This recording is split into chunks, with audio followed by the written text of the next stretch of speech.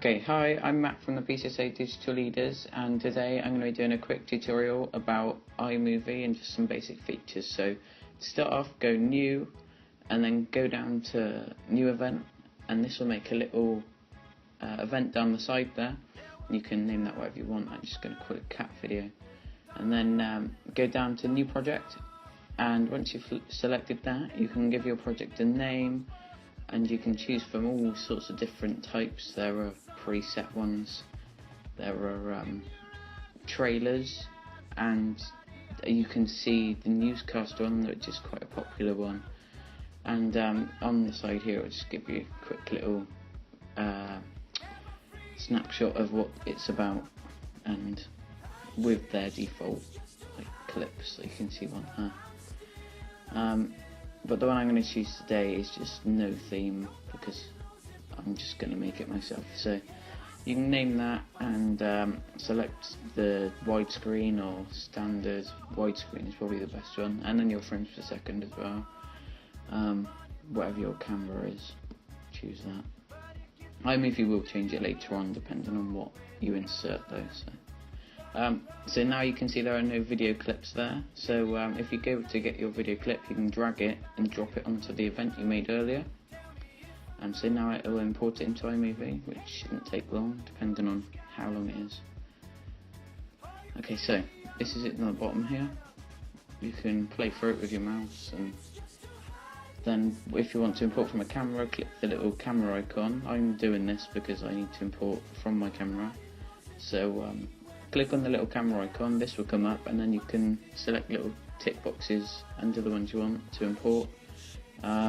Select the event you want to import to, and then press the import button. Here you can stabilize the footage, find people, and you can change the video settings. I'm just going to leave it on full though, because I think that's the best quality for iMovie.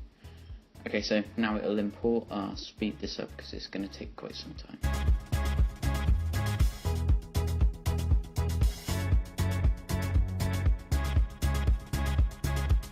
Okay, so it's imported now. It's just got to go through one last step, which is the thumbnails. So it'll generate thumbnails so that iMovie can preview it to you in the little event box. I'll skip through this as well because this might take some time. Okay, so it's imported now. The footage is imported. So just close that little box it gives you, and then you can click done. So now you've got all your footage down the bottom here. You can go through it all with your cursor, and you can press spacebar and play it as well. But just click on it, or select how much you want and then drag it onto your project area, and this will insert it into your project. So then you can go onto the clip you want like this and trim it as well. So like with the first one, I just clicked it and dragged the whole lot on, but now you can crop certain parts, slow it down as much as you want to get it in the right place, and then drop it onto your project. You can do this as many times as you want with the same clip. You can even go back and put the same bit on again, overlapping if you want. So just crop that and put that on. You can get quite precise crops with this, although it does round it down a little bit, which can be annoying sometimes. Okay, so a couple more things just as I'm finishing up. You can drop clips in anywhere around the project. You don't have to just drop them in at the end. You can get a clip and drop it in amongst another one. You can drop it in over another one and do green screen effects, but that's a different tutorial altogether. You can also do like I'm doing now and select bits of a clip, press the back button, and it will delete them. So you can crop clips down even though you've put them in already, which is a really useful tool. And if you click on the little transitions box, you can see all the different transitions for iMovie and then just drag them in like you were just doing with your footage and place them wherever you want. I'm going to put mine at the end. As you can see, if I play this through, it goes quite quick. If I double click on that, you can go into the duration box and change the timing of it. So I'll put that at 3 seconds, and you can see it's a lot slower. I prefer this because obviously it actually gives the transition a meaning, whereas going 0.12 seconds is really quite pointless. You can set this to do it on every single one, and it will do it for all different types. As you can see there, I've got cross dissolve on that one. You can put all different types of effects in. Okay, so if you head over to the music tab, then you can scroll through your iTunes library and some of the iMovie sound effects as well, which is really useful. And you can just drag them onto your project. But before you do that, you might want to mute your tracks that are on there. So just detach the audio and then press backspace to delete them, or double click, go to the audio tab, and then just turn the volume right down on that. And that'll get rid of the audio. In this little window as well, you've got a video tab which lets you adjust the levels of the video. This means you can give it colour effects, brighten it up, all that sort of thing, so you can see. It's just going with different colours with the colour wheel, that's the white balance. I just set that back to normal, but if you want to put this no audio effect on all the clips, just press Command C or Apple C, whatever you want to call it, highlight all your clips, and then do edit paste adjustments and all, and that'll just paste the no sound over all the clips then, to save you double clicking on all the clips and setting the volume level to 0. So I'm just going to iLife sound effects and type long, and this will bring up all the long sounds that are in the iLife folder. All the ones with long in their name, I mean not all, literally all the long tracks, but so these are actual made tracks that come with iMovie when you get iLife or when you get a new Mac.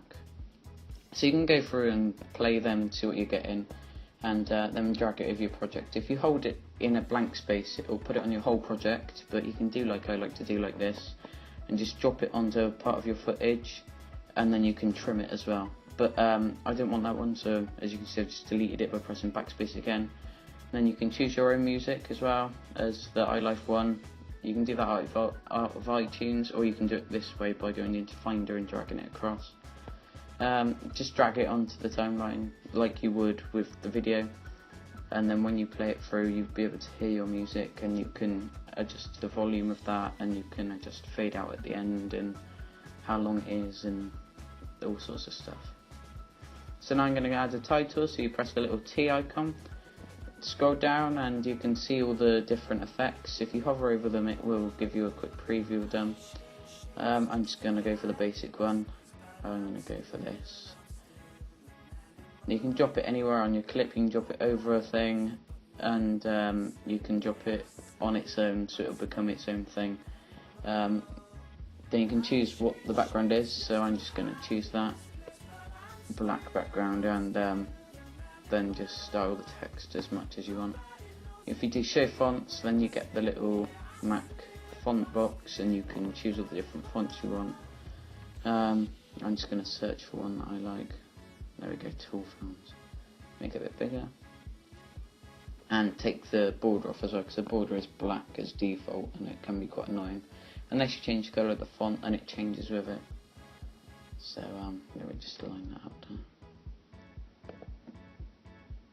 So you can get these looking quite good even with just the basic setting, and you can play through that let it just fades in and then fades out again. You can put all different ones on by dragging over the top, and it will give it all sorts of different effects, which is quite useful because it's easy. But each effect, as you can see, will need modifying for its own requirements, because they don't always work in the same way. But I'm just going to delete that for now, because I've got this one here which I've made in Motion. And then to export you just do share, and then I'm going to export using Movie. You can export using QuickTime, which I normally do. I'll just show you this one quickly. So choose where you want to save it, and then you can choose your platform, the quality, and it gives you a little run through here of what it's all about. I looked at HD 1080p is probably the best one, but I prefer export using QuickTime because this gives you a lot more options. So if you press the options tab, it will bring up a load of stuff and go into settings, and you can change the compression type, so you can get quite good quality out of iMovie. Not as good as something like Final Cut Pro, but obviously this software only being about 30 quid, you're not gonna. And also obviously free with Macs as default. But so you can add all sorts of different filters, quite a lot of things you can add to it after you've finished your project. I'm just going to leave them for now though. You can also add letterbox effects as well, so you can make it look like a movie.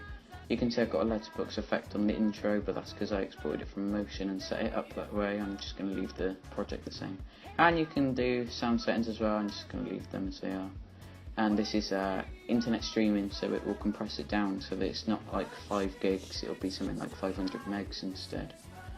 So you can just press export and then it'll start saving your movie. It shouldn't take too long, depending on how much stuff you've got in there. If you've got loads of text effects and I don't know, audio, loads of video, it'll probably take about 20 minutes depending on your compression type. But as you can see, this one is only taking a little while because I ain't got much in there. So I'll just speed through this. Okay, so it's exported. Thanks for watching this video.